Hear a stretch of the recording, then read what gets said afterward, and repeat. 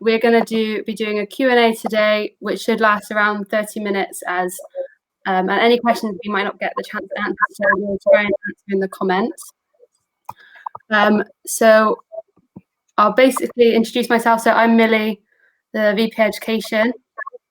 Verity and Lisa, you want to introduce yourselves? Hi, I'm Verity. I'm also a Sabbatical officer, and I've just been working through this time. Hi, I'm Lisa. I work for the Student Union and Independent Advice Centre. Okay, brilliant. So we've got the three of us today. And so basically we're going to be doing answering some of your questions that people have sent in already, and anything, some questions that come up in the comments if we can. We cannot, unfortunately, deal with specific cases because we're trying to, we'll have to deal with them outside of this Q&A, and you can get in contact with our advice centre after this if you'd like to. We'll give you information on what we currently have, what we know, and we'll try and give you some updates on what we've been working on as well. And like I said, if we can't answer, we'll try and ask the questions for you, or we'll try and write in the comments later on if we run out of time. All right. Okay. Brilliant. So let me just. Okay, so we're going to talk mainly about the safety net and what it means. We're going to talk a bit about that in terms of accreditation. We've had questions about that and graduation, what the safety net means for postgrads as well, and final year students, as well as we've had questions around placements, summer referral, and obviously accommodation. So we'll try and get as much covered as we can during the time. Okay, so to start off, we've had a question around accreditation. So what I'll say is that the schools and the university have been working with accrediting bodies to discuss the courses that require accreditation and in how that relates to the safety net. So they'll likely be in contact with you around that. So we don't have any additional information today, but if they should be in contact with you, like I said. Okay. Cool. V, did you want to answer around graduation? So yeah, we've had a question in about summer referrals and graduation. So I'll just quickly summarise what's happening with summer referrals. So if you feel like you can't submit any of your work at this moment in time, as a non-submission, you can get a same attempt referral in the summer. And since, well, we don't really know if the safety net will still apply then, but we're assuming there'll be more information released closer to these referrals. So keep your eyes peeled for that if that applies for you. With regards to graduation, obviously, I hope you all know that graduation has been postponed again. They're hoping to take place in January, February, early 2021. And I'm not sure whether if you've had a referral, you would have the same graduation, but I would assume that you would, as there's a big enough time frame for the moderation marking. But we can definitely double check that for you. Yeah. Okay. So we also had questions around postgraduate students. Obviously, the safety net currently states that postgraduate students need to achieve 100 credits. So that means they'll still be completing work during this period of time. As Sabbatical officers, we have continued to lobby for improvements to that for postgrads, because we realise it may not seem fair for them. And any feedback you'd like to see around that, how you think the university should deal with postgraduate taught courses, would be really beneficial, and we can take that forward on your behalf as well. Okay, and also we've had talked about final year students that haven't achieved 60 credits as of yet. So we've been trying to ask what that means for them as well, because obviously they're again going to have to still be completing work. Any suggestions on what you think would be fair for them would be really useful at this point as well, because we're trying to lobby on your behalf. It's just, things just take time as well to decide upon. Okay. In terms of, I'll talk about the safety net a little bit. In terms of what that means, so the safety net will mean that if you sorry, just get my words together. So the safety net will mean that the university will take your best 60 credits. That means that could happen before the 16th of March or afterwards. But anything that comes into your best 60 credits will count as your final, as your mark for the year.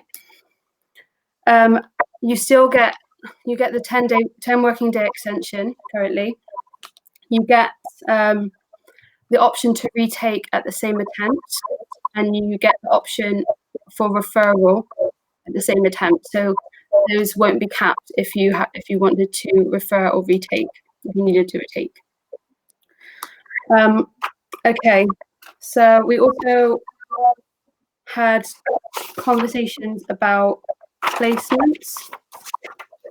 So we are still making inquiries about placements at the time being, and what it means for different people, and what it will mean later on in September as well for placements in September. Okay, I've done a lot of talking. So we'll start to see if there are any questions coming through, or if Verity, you wanted to add anything, or Lisa, just jump in.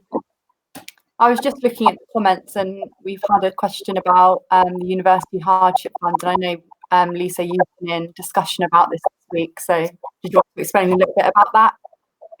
Yeah, so there's two hardship funds currently. There's the COVID-19 short-term hardship fund, so that's for anybody that has been impacted as a direct result of the COVID-19 pandemic. So that's a fund that anybody, any student at all can apply for. It could be to look at if you've had issues with IT, working from home, whether there's been sort of issues with wages due to job losses, etc. That's a short-term hardship fund, but it must be as a direct result the impact of the pandemic. There's also the standard financial support fund within the university that any home students can make an application to, but they will assess every application individually based on circumstances, in accordance with people providing details of their current income situation, any outgoings, but everybody would have to apply and be assessed individually. Okay, thank you for that. I hope that answers your question. We'll wait for more comments in the comment section, unless anyone currently has something they want to answer. Yeah, I can talk about services. So we've had questions to do with IT services, normal software that you would have, that type of thing. The library has released an online page how you can get help. The library are working really hard to try and provide a service for you guys, and we'll leave a link to that in the comments. But I was just also talk about the student hub. The mental health team are offering group sessions this May, because I know a lot of people were feeling like their counselling or their group sessions, their mindfulness sessions were maybe being forgotten about, but the student hub at the university has been working really hard. So check out the UPSU Instagram. They have posted all the information on the sessions running during May, so please make sure you're checking in with them. And even if you haven't accessed the hub before and you feel like it's a time where you need it now, that is also available to you, so please make sure you check that out. Yeah, that's really useful, thank you. So our student voice team have just added a comment to say that the library have updated their FAQs and support can be found with your subject specialist. So the library are doing live chats. And they're also doing, you can email them, you can call them, you can get in contact with the library in a multiple number of ways. And IT comes in under the library as well. So any IT queries can get passed on to the library as well. So I know that IT have been helping with software, helping with getting students laptops and things like that. So it might be worth contacting them if you need extra support or additional support. Yeah. Okay.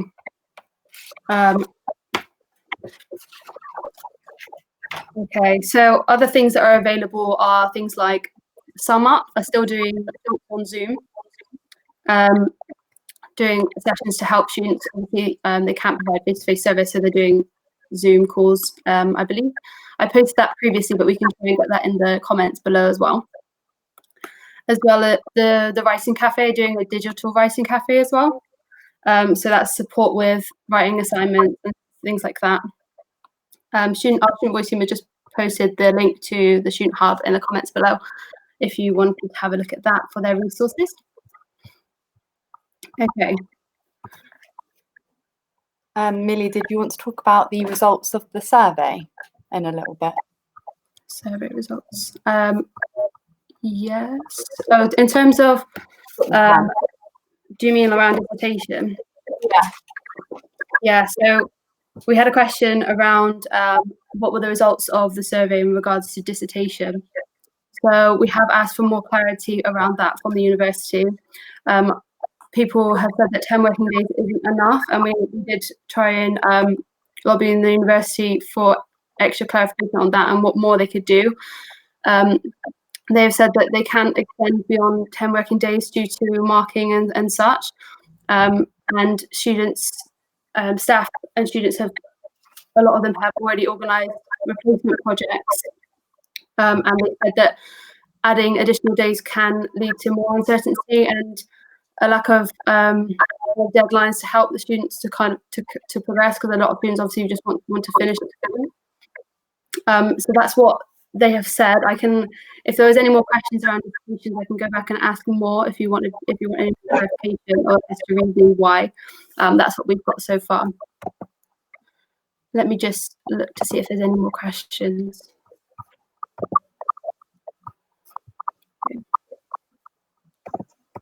Okay.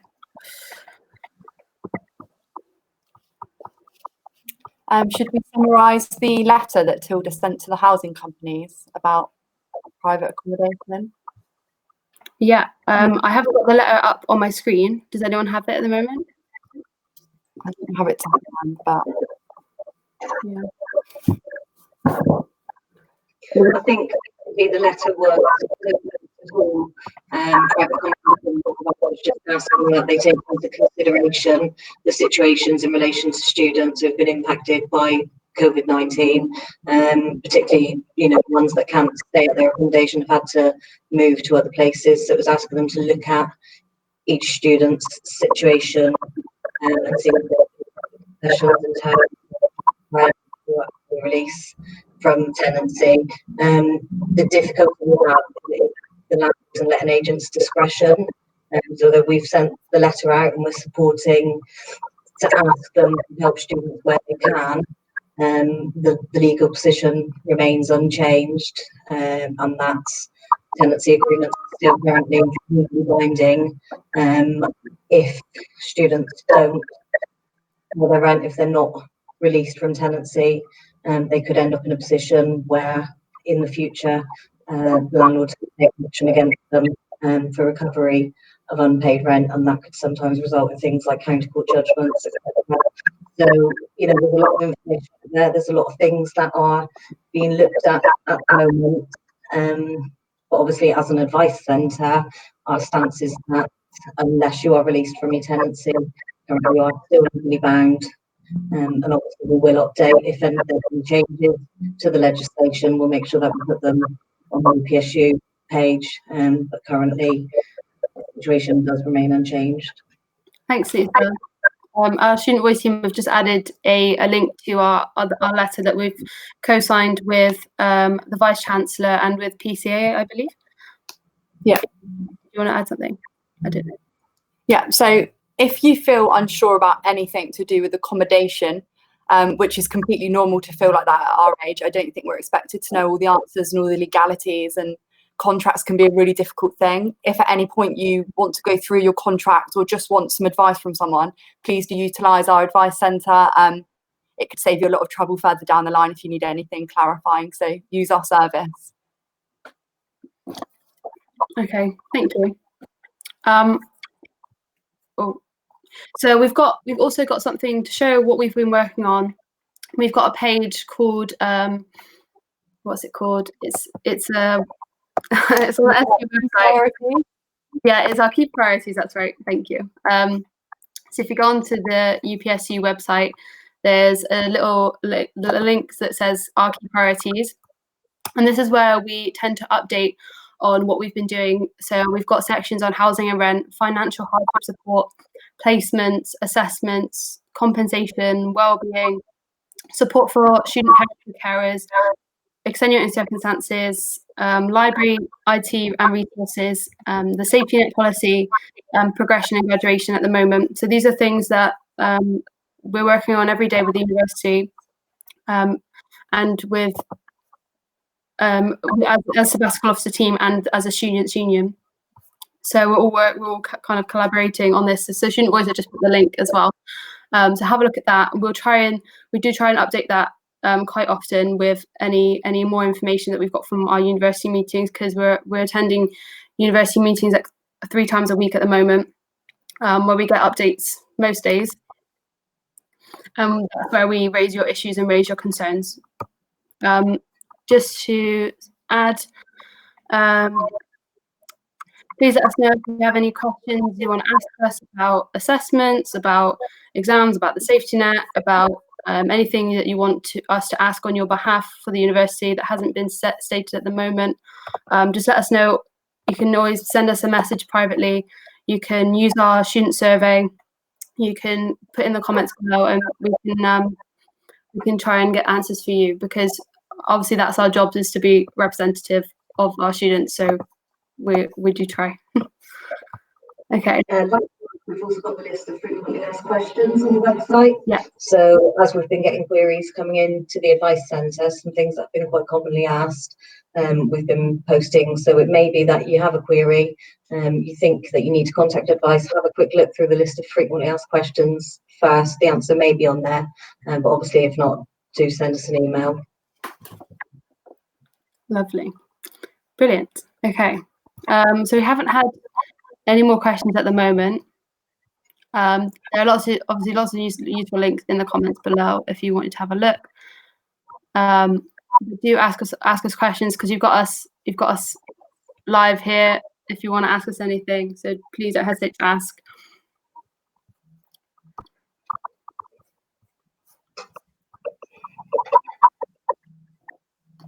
Okay. I don't know if there are any more questions that we've already had. I don't know. Not that I can see. Okay.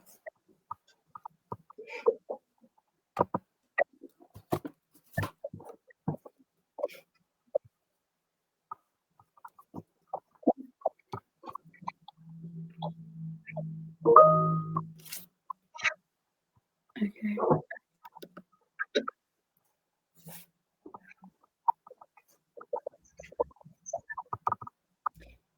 We've been asked to share some more information on graduations, but as far as we're aware, they have just been postponed again till early 2021. That was the communication that you all should have received by email. We'll just have to keep following the government's guidance as to whether these can go on. So please, just if you are expecting to be graduating, it's only been postponed. The ceremonies will be going ahead. But if you do get your degree, you'll still have your qualification this summer. When the qualifications get passed, it just means that you won't have your ceremony. So we've just had to uncouple the two. So don't think that if you're not graduating this summer or this autumn that you haven't got your degree, because if you pass everything, you will have your degree, but you just won't have had your ceremony, which we will still be doing for you when the government allows. Yeah. Perfect. So we've also been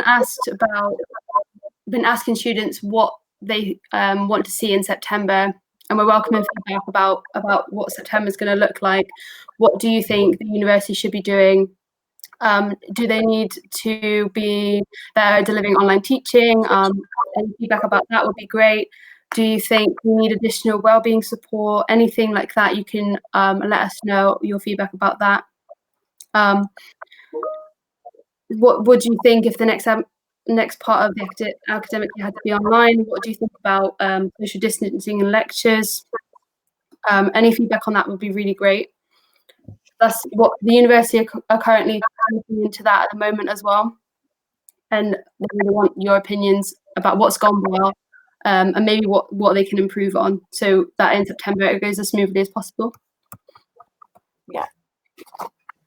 Yeah, we had a bit of a chat with our union councillor yesterday about it. Anything else that we haven't discussed would be really great now. And thank you for the nice comments that people have said thank you to us. That's really great. It means that we're doing something right, at least. Okay. So something saying that the feedback doesn't seem to be working. So what we can do is obviously have a chat to the web team, and so they can have a look at that and see if there's an issue. Okay. Okay. Oh, it says the survey is no longer available. Okay, we'll see about that. And if you have any feedback, you can contact our advice centre, or you can send a message to UPSU, so we can try and sort that for you. There was a question. It's about an extension for module leaders to mark work, or are we still expecting the 20 working days? Okay, so that I can answer. Marking isn't expected in the 21 working days at the moment. So there's obviously been a lot of pressure on lecturers and academic staff, and they've had to completely change what they've been doing day to day. So marking shouldn't be expected to receive back in the 20 working days, but just know that they are trying their best to get it as soon as possible to you.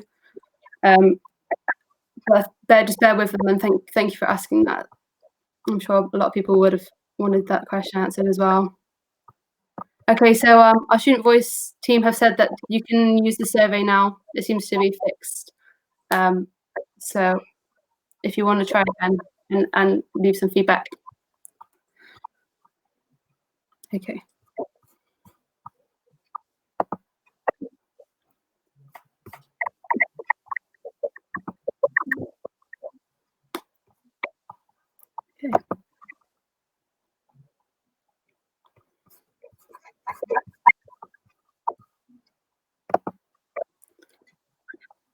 Okay.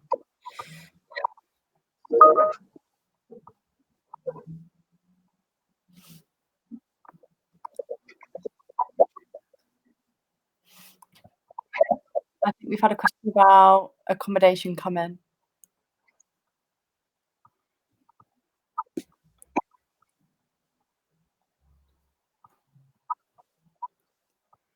So it says, will the uni be taking action against companies that refuse to offer fair treatment, for example, no longer advertising the company's properties or severing ties with any companies? I think any concerns about accommodation, if it feels that there's been inappropriate action, obviously things haven't been as they should within accommodation, I think any queries should individually come through to advice, so we can address any individual concerns by looking at the particular person's issue. So from the advice perspective, if somebody has a concern about their accommodation, about their tenancy agreement, anything like that, please do email us.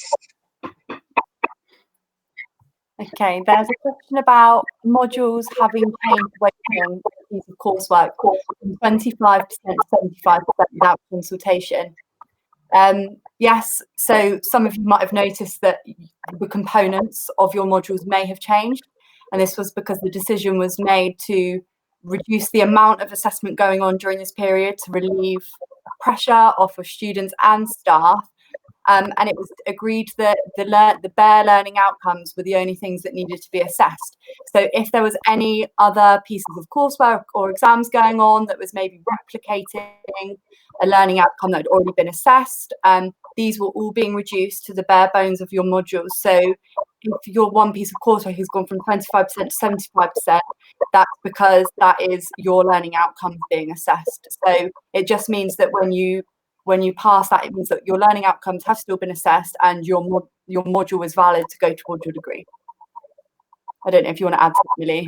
Thanks, no, that sounds completely right. I mean, Verity's been sitting on the University Teaching and Learning Quality since the beginning, so She knows the most of all of us, I guess. That's great. Okay. The email for the advice centre has now been put in the comments, so that's advice@su.plymouth.ac.uk. So feel free to contact them with any specific queries. I think there may have been a question as well around mental health support, so what support is currently available. I don't know if we can get a link on to the University Wellbeing Services, which is still all operating digitally. You can have Zoom, counselling, mental health appointments. You have all of the online resources, the Shine online resources. Obviously, we also have the student Plymouth Corona community Facebook page to engage with other students and look at things that are available within the local area, as well as the resources on the UPSU website. Yeah. There's the University have also signed up to an app called Fika. So that is a free app that you can use, and it helps work through, it gives you study tips, it helps work through anxieties, and it's for students, made by students as well as psychologists. So I had a look at it yesterday, and it looks like a really good app if you wanted something that was a bit less face-to-face, and it was a bit more something you could do by yourself if you wanted to use that. That's really good. So there's a sport question come in, so I'm happy to answer that. It says, do you know how the Bucks matches will be affected going into next term, and do you think training will be affected if they don't run? So currently, obviously, we had to cut the season short with Bucks. This was because the government's guidelines that no sporting competitions could go ahead. As far as I'm aware, Bucks is still planning for team entries for next year in June. So as far as I'm aware, we'll still be entering our teams for next year. And I assume that we will be following the government's guidelines. So if sporting competitions still cannot continue next year, then as Bucks, we will not be running our competitions. It just depends how far these government guidelines stretch. So if it's sporting competition can't run, but training can, we will still have our student union funding to run our training and have our clubs running, but we may not be able to do the competition. However, if the government's guidelines is that no sport whatsoever can go on, then obviously we'll have to suspend training as well. So I guess it's just a waiting game to see what happens moving forward. But as far as I'm aware, Bucks are doing entries, so Bucks should be going ahead next year as long as everything's going well. Thank you. Thank you. So some questions from Union Council we had yesterday to answer is about field trips. So the university will be following government guidelines around field trips. That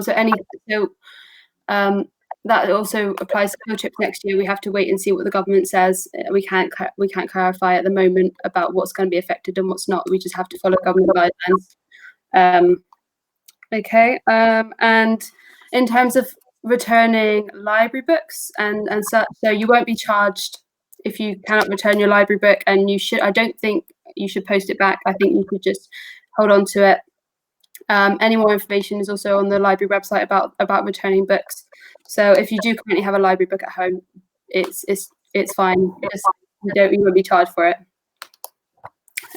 Okay. Cool.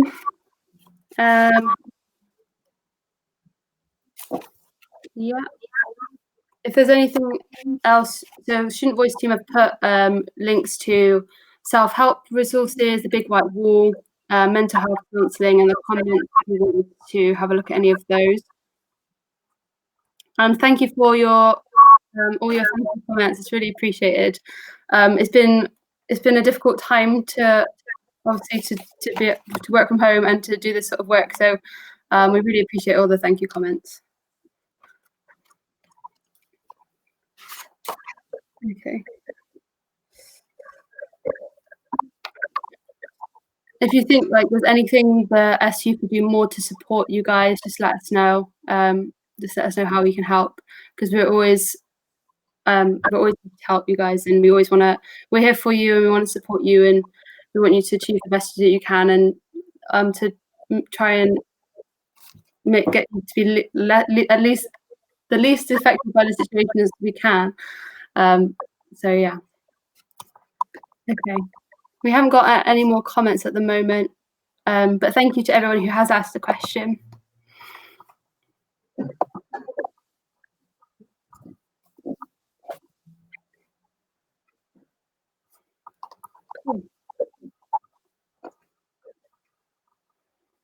Okay.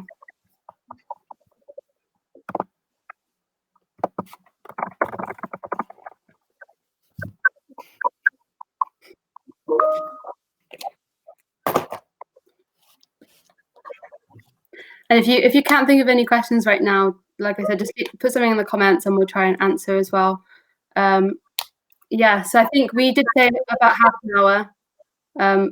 So that's more or less it, I guess, because there's no more questions there, but we can try and, like we said, answer comments later on. If you have any comments, just leave them below. And someone from either an officer or someone from the SU will get back to you.